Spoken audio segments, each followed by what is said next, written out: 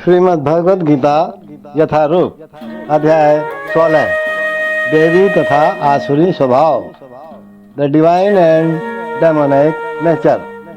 श्लोक 16। देखो, भगवान आसुरी स्वभाव के बारे में उपदेश करते आ रहे हैं। तो अब वो इस श्लोक में ये बताना चाह रहे हैं कि वो अपने ही मोह जाल में फंस जाता है, आसुरी स्वभाव का मनुष्य, और अंततोगत्वा वो नरक में ही गिरता है। तो सुनते हैं, श्लोक 16 है।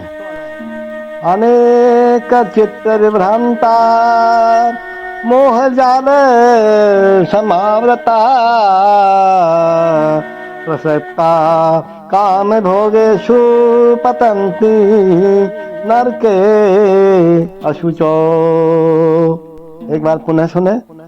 अनेक चित्त विभ्रांता मोह जाल समावृता प्रसक्ता काम भोगेषु पतन्ति नरके अशुचो। भगवान कहते हैं, अर्जुन, इस प्रकार आसुरी लोगों के बारे में बता रहे भगवान कि इस प्रकार अनेक चिंताओं से उद्विग्न होकर तथा मोह जाल में बंद करके वे इंद्रिय भोग में अत्यधिक आसक्त हो जाते हैं और नरक में गिरते हैं। देखो, आसुरी व्यक्ति धन अर्जित करने की इच्छा की कोई सीमा ही नहीं जानता। उसकी इच्छा असीम बनी रहती है। वह केवल यही सोचता रहता है कि उसके पास इस समय कितनी संपत्ति है, और ऐसी योजना बनाता है कि संपत्ति का संग्रह बढ़ता ही जाए। इसलिए वह किसी भी पापपूर्ण साधन को अपनाने में झिझकता नहीं है और अवैध तृप्ति के लिए कालाबाजारी करता रहता है।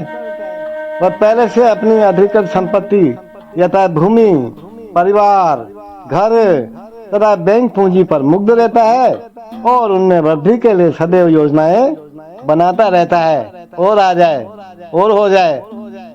उसे अपनी शक्ति पर ही विश्वास रहता है और वह यह नहीं जानता कि उसे जो लाभ हो रहा है।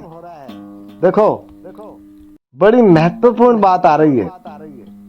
वह यह नहीं जानता कि उसे जो लाभ हो रहा है वह उसके पूर्व जन्म के पुण्य कर्मों का फल है। उसे ऐसी वस्तुओं का संचय करने का अवसर इसलिए मिला है, लेकिन उसे पूर्व जन्म के कारणों का कोई बोध नहीं होता। वह यही सोचता है कि सारी संपत्ति उसके निजी उद्योग से है, निजी परिश्रम से है। मैं मेहनत कर रहा हूँ इसलिए आ रहा है। कर्म नियम के अनुसार पूर्व जन्म में उत्तम कर्म करने के फलस्वरूप मनुष्य उच्च कुल में जन्म लेता है, या धनवान बनता है, या सुशिक्षित बनता है, या बहुत सुंदर शरीर प्राप्त करता है। लेकिन आसुरी व्यक्ति सोचता है कि ये चीजें आकस्मिक हैं, उसके बाहुबल, उसके सामर्थ्य के फलस्वरूप है। उसे विभिन्न प्रकार के लोगों, सुंदरता तथा शिक्षा के पीछे किसी प्रकार की व्यवस्था प्रतीत नहीं होती। ऐसे आसुरी मनुष्य की प्रतियोगिता में जो भी सामने आता है वह उसका शत्रु बन जाता है। ऐसे अनेक आसुरी व्यक्ति होते हैं महाराज, जो इनमें से प्रत्येक अन्यों को शत्रु होता है। यह शत्रुता पहले मनुष्यों के बीच में रहती है, फिर परिवारों के बीच में आ जाती है, फिर समाज के बीच में आ जाती है, और अंततोगत्वा राष्ट्र के बीच बढ़ती जाती है, जैसा कि आजकल अपन देख ही रहे हैं। अतएव विश्व भर में निरंतर संघर्ष, युद्ध तथा शत्रुता बनी हुई है। प्रत्येक आसुरी व्यक्ति सोचता है कि वह अन्य सभी लोगों की बलि करके रह सकता है। सामान्यतः ऐसा व्यक्ति स्वयं को परम ईश्वर मान लेता है। आसुरी उपदेशक अपने अनुयायियों से कहता है कि तुम लोग ईश्वर को कहाँ ढूंढ रहे हो? तुम स्वयं अपने ईश्वर हो। तुम जो चाहो जो कर सकते हो। ईश्वर पर विश्वास मत करो, ईश्वर को दूर करो, ईश्वर मत है। ये आसुरी लोगों के उपदेश होते हैं महाराज। यद्यपि आसुरी मनुष्य अन्यों को अपने ही समान या अपने से बढ़कर धनी तथा प्रभावशाली देखता है, तो वह सोचता है कि उससे बढ़कर न तो कोई धनी है और न कोई प्रभावशाली है। जहाँ तक उच्च लोकों में जाने की बात है, वे यज्ञों को संपन्न करने में विश्वास ही नहीं करता। वे सोचते हैं कि वे अपनी यज्ञ विधि का निर्माण करेंगे, कोई ऐसी मशीन बना लेंगे जिससे वे किसी भी उच्च लोक तक पहुंच जाएंगे। ऐसे आसुरी व्यक्ति का सर्वश्रेष्ठ उदाहरण रावण था। उसने लोगों के समक्ष ऐसी योजना प्रस्तुत कर दी थी कि वह एक ऐसी सीढ़ी बनाएगा जिससे कोई भी व्यक्ति वेदों में वर्णित यज्ञों को संपन्न किए बिना ही स्वर्ग लोक को जा सकता है। ये बनी क्या? नहीं बनी ना। उसी प्रकार से आधुनिक युग के ऐसे ही आसुरी लोग यांत्रिक विधि से उच्चतर लोकों तक पहुंचने का प्रयास कर रहे हैं। ये सब मोह के उदाहरण हैं।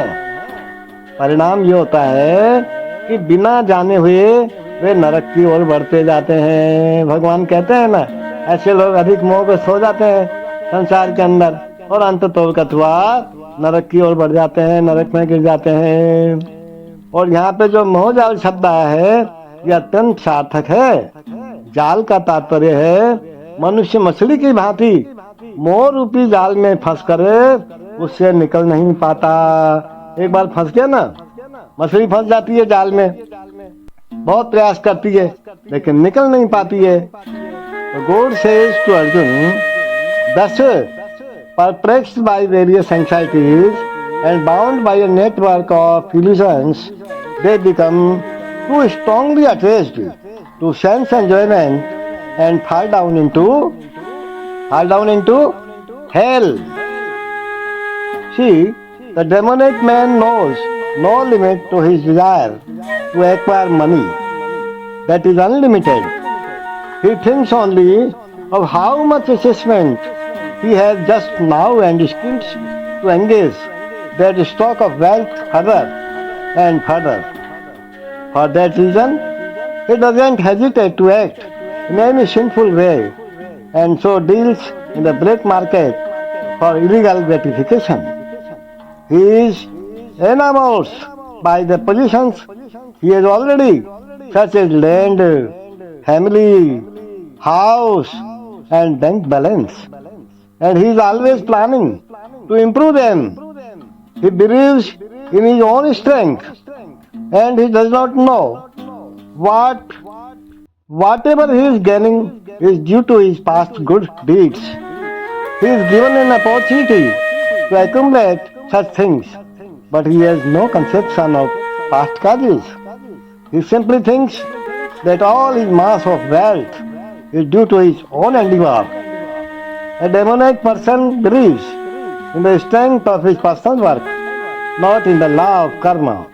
According to the law of karma, a man takes his birth in a high family or become rich or very well educated or very beautiful because of good work in the past. The demonic thinks that all these things are accidental and due to the strength of one's personal ability. They don't sense any arrangement behind all the varieties of people, beauty and education. Anyone who comes into competition with such a demonic man is his enemy, becomes his enemy. There are many demonic people and each is enemy to the others. This enmity becomes more and more deep between persons, then between families, then between societies, and at last between nations. Therefore, there is constant strife, war, and enmity all over the world. Each demonic person thinks that he can live at the sacrifice of all others. Generally, a demonic person thinks of himself as a supreme god, and a demonic preacher tells his followers, "Why are you seeking God elsewhere? You are all yourselves God. Whatever you like, you can do. Don't believe in God. Throw away God. God is dead." There are the demonic things. And ultimately, what happens? Ultimately, they